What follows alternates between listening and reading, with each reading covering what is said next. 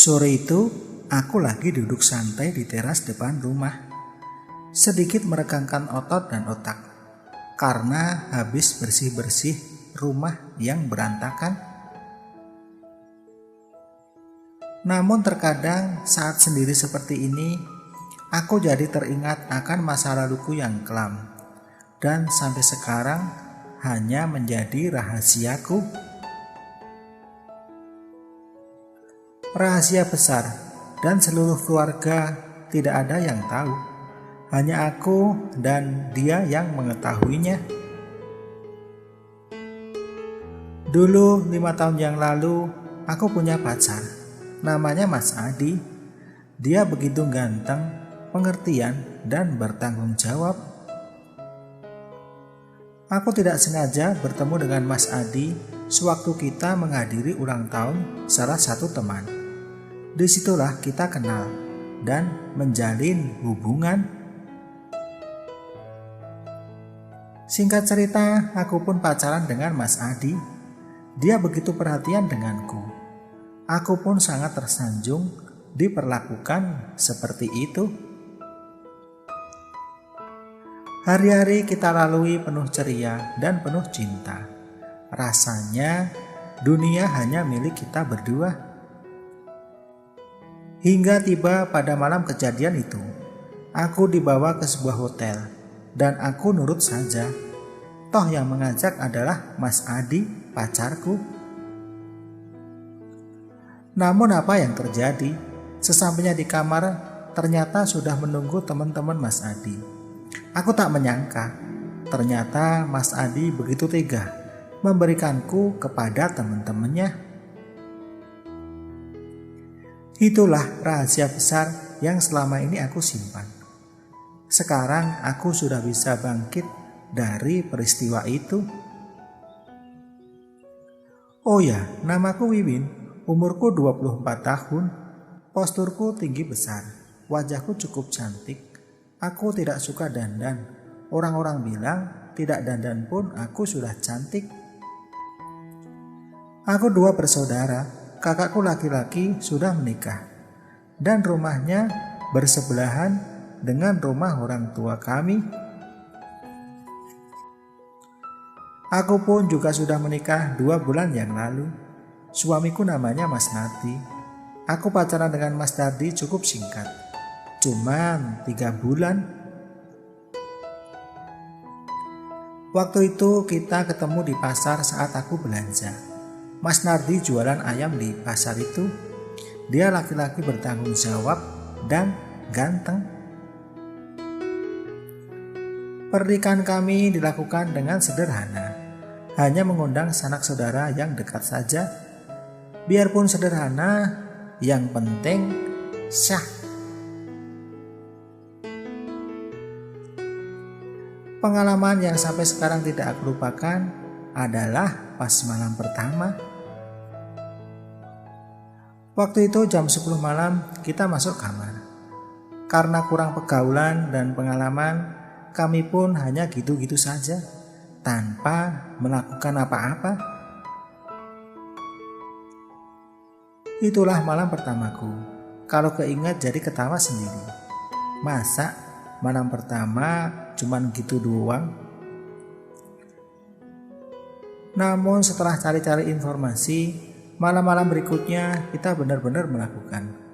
Oh, ternyata begitu toh malam pertama. Ternyata enak juga. Oh ya, setelah menikah aku ikut tinggal dengan suamiku, di mana di situ ikut tinggal juga bapak mertuaku. Sedangkan ibu mertua sudah tidak ada sejak 5 tahun yang lalu. Kami tinggal bertiga di rumah yang sederhana itu.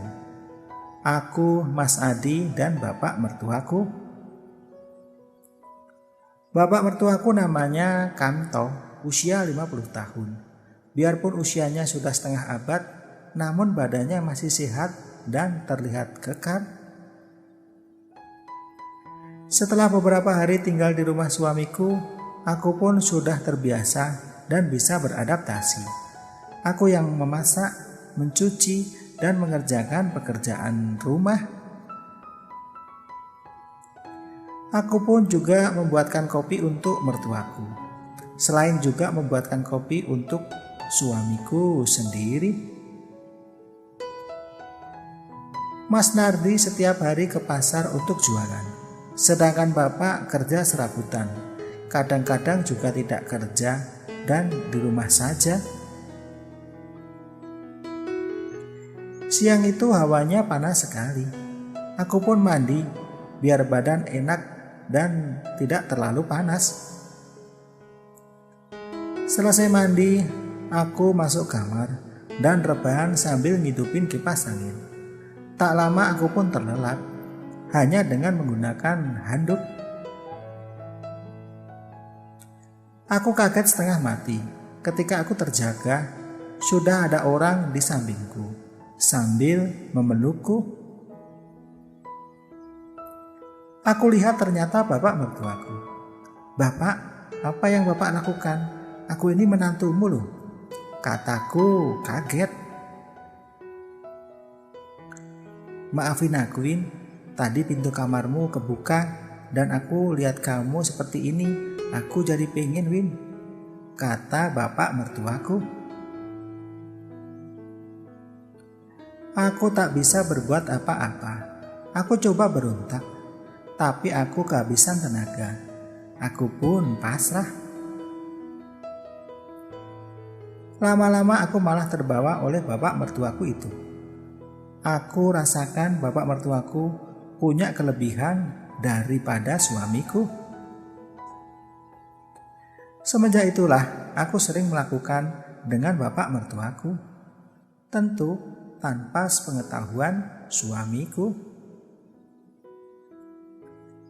Tapi terkadang rasa sesal itu suka muncul di hati karena aku sudah main di belakang suamiku, apalagi dengan bapak mertuaku sendiri. Namun rasa sesal itu tertutupi oleh keinginanku yang begitu besar hingga tak mampu menyadarkanku akan kesalahan ini.